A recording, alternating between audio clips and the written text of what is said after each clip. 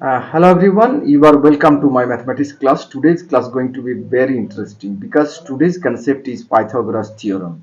जी हाँ, पाइथागोरस प्रमेय के बारे में हम लोग डिस्कस करेंगे। पाइथागोरस प्रमेय क्या है, पाइथागोरस प्रमेय को किस तरह प्रूव करेंगे, आज सारे जो है इस क्लास में एक एक करके दिखाएंगे स्टेप बाय स्टेप पिक्चर के साथ। तो चलिए क्लास को शुरू करते हैं।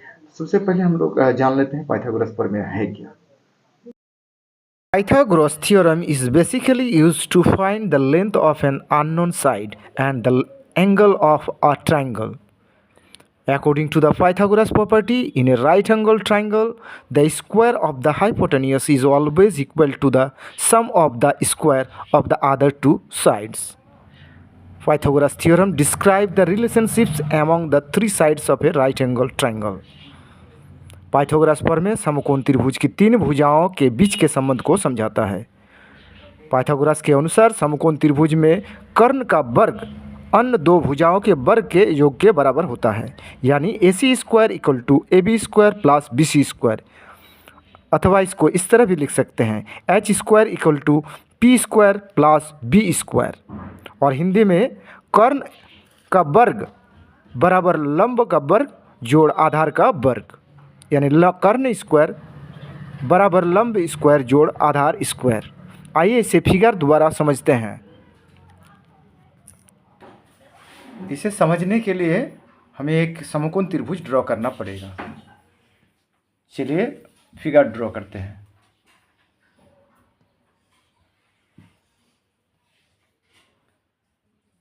ये एक त्रिभुज है, इसका नाम देते हैं ABC। कोण B जो है 90 डिग्री। आप जानते ही हैं समकोण त्रिभुज बनाने के लिए एक जो एंगल है वो 90 डिग्री होना चाहिए। यहाँ पर B जो है 90 डिग्री, तो ये एक समकोण त्रिभुज बन गया। करेक्ट। पाइथागोरस के अनुसार जो सबसे इसकी जो बड़ी भुजा है, यानी यहाँ पर चित्र में AC, इनके जो दो छोटे भुजा है AB और BC, इनके वर्गों के योगफल के बराबर होगा। AC का वर्ग AC square equal to AB square plus BC square. ये उनके अनुसार AC square equal to AB square plus BC square. AC यानी H हाइपोटेनियस, इसे हिंदी में कर्ण कहते हैं, कर्ण। BC यानी बेस, जो नीचे जो भुजा है वो है बेस, इसे B से डिनोट करते हैं, यानी हिंदी में इसे आधार कहा जाता है। और AB जो है परपेंडिकुलर, इसे P से डिनोट करते हैं, यानी लंब, हिंदी में इसे लंब कहा जाता है। हिंदी में अगर देखा जाए तो पाइथागोरस के अनुसार कर्ण स्क्वायर बराबर लंब स्क्वायर जोड़ आधार स्क्वायर, लंब स्क्वायर जोड़ आधार स्क्वायर। और एक तरीका जो है उससे लिख सकते हैं H square equal to P square plus B square. इसको प्रूव्ड करना है। चलिए अब इसे प्रूव्ड करके दिखाते हैं। प्रूव्ड करने के लिए हम लोग दो विधि का इस्तेमाल करेंगे, यानी उपयोग करेंगे।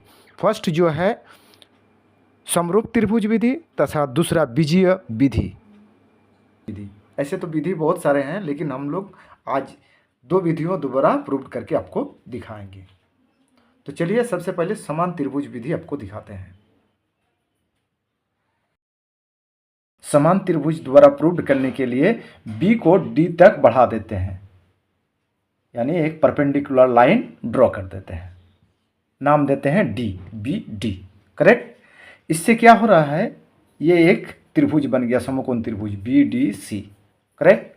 और इस साइड में भी एक समकोण त्रिभुज बना BDA, यानी ABC जो बड़ा त्रिभुज है, जैसे उससे एक परपेंडिकुलर लाइन खींच दिए वैसे दो त्रिभुज बने, छोटा त्रिभुज BDC एंड BDA, समकोण त्रिभुज।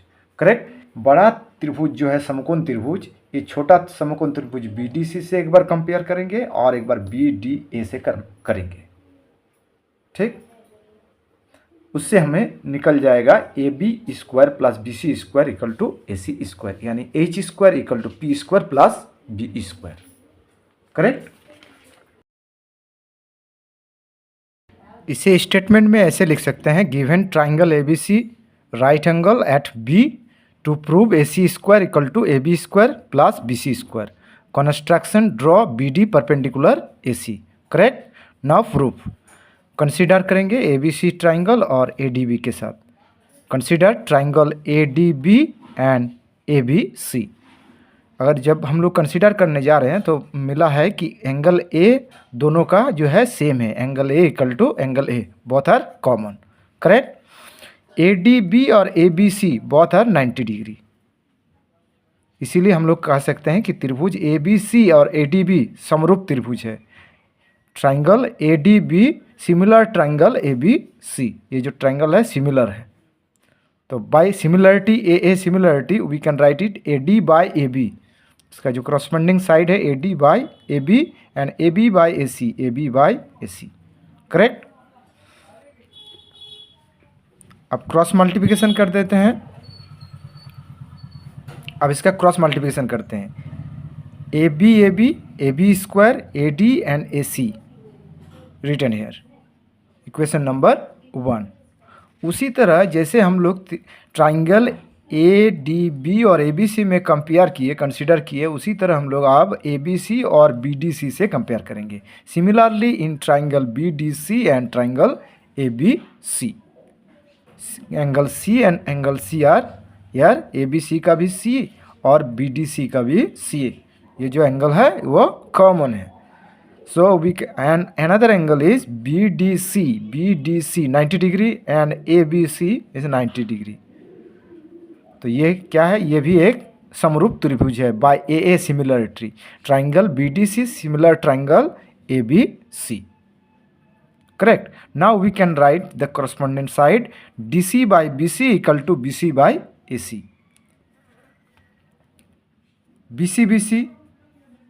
BC square and DC into AC by cross multiplication, DC into AC या AC into DC। By cross multiply we can find BC square and DC and AC into DC। Put here equation number 2। Now अब दोनों को जोड़ देंगे, equation 1 और equation 2। Now if we add both the equation 1 and 2, we will get AB square plus BC square equal to AC into AD plus AC into DC। Now if we see here AC is common, so put here as it common। Now under bracket AD plus DC, now AD plus DC equal to AC, and once again we can write it AC into AC equal to AC square। Now it has proved AB square plus BC square equal to AC square, or we can write it as AC square equal to AB square plus BC square। Now it has proved। अब चलिए बीजीय विधि से prove करते हैं। बीजीय विधि यानी बीजगणितीय विधि। बीजगणितीय विधि से प्रूव करने के लिए हमें सबसे पहले इस तरह फिगर हम लोग ड्रॉ करेंगे, उसके बाद एक एक करके एरिया निकाल कर उसे जोड़ देंगे। यहाँ देख सकते हैं एक स्क्वायर ड्रॉ कर दिए। इसका नाम देते हैं PQRS, PQRS। करेक्ट। फिर इसके अंदर एक और वर्ग ड्रॉ करना है।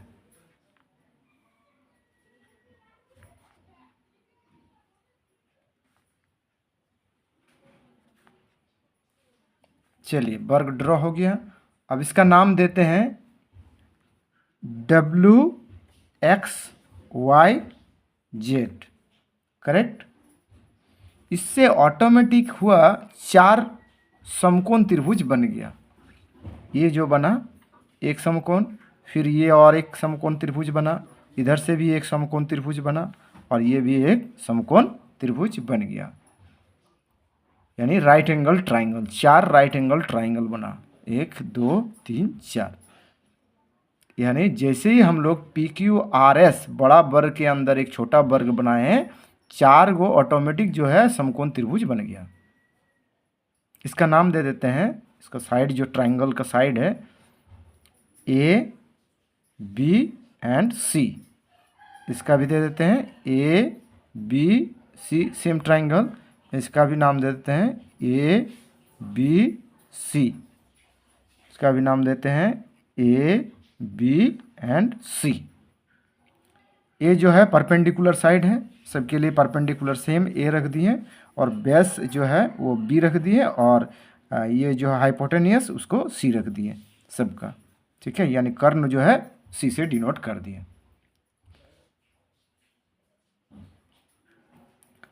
अब फॉर्मूला जो है इससे प्रूव कर देंगे, A square plus B square equal to C square, यानी P square plus B square equal to H square, ये हमें प्रूव करना है। सेम, दोनों सेम है, A square plus B square equal to C square, और P square plus B square equal to H square. P means ये जो perpendicular side है वो ए स्क्वायर ए से डिनोट किए, ठीक है, और बी तो बी है, और सी के जो है हाइपोटेनियस एच, तो सेम हुआ। तो इसीलिए हम लोग A square plus B square equal to C square prove करेंगे। वो प्रूव करने से P square plus B square plus equal to H square आ जाएगा, करेक्ट। तो चलिए इसके लिए हमें क्या करना है, ये जो सबसे बिगर स्क्वायर है पी क्यू आर एस, और इसके अंदर छोटा वर्ग एक जो अंदर है, इसका वर्ग का एरिया ले लेंगे, और 4 ट्राइंगल का एरिया निकाल लेंगे। निकालने के बाद ये जो बड़ा वर्ग है उसका एरिया के साथ क्या है कंपेयर करेंगे, यानी area of P Q R S,